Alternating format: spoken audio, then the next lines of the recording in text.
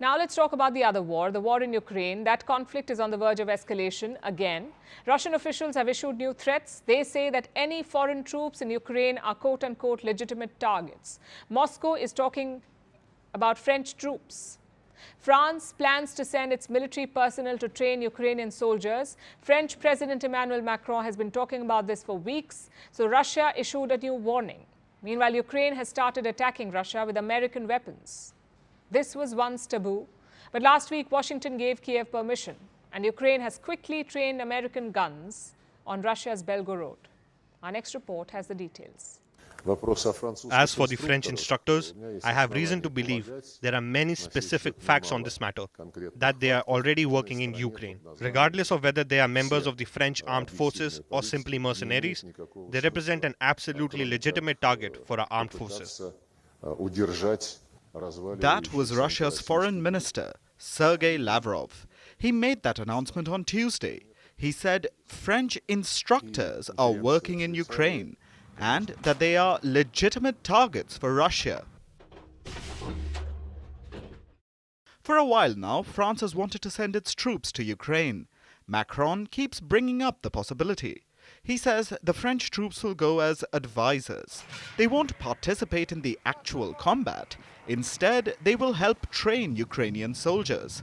That is what Macron claims. But it seems that Russia doesn't care much for this passive French role either. Moscow's view is simple. If you send your troops to our target zone, they are fair game for Russian missiles. Lavrov also said that Russia won't differentiate between French military personnel and mercenaries. If either of them are in Ukraine, they will get hit. This could mean a potential escalation, because Russia could directly kill a NATO member nation's soldiers.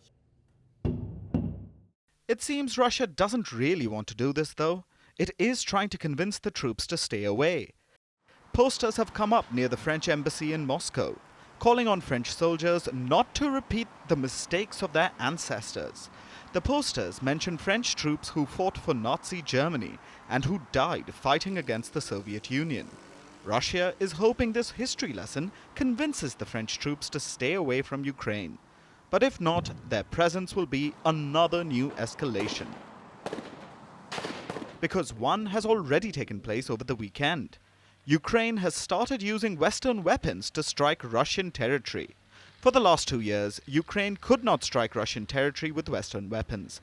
All the donated weapons were only for defense, only to be used on Ukrainian land.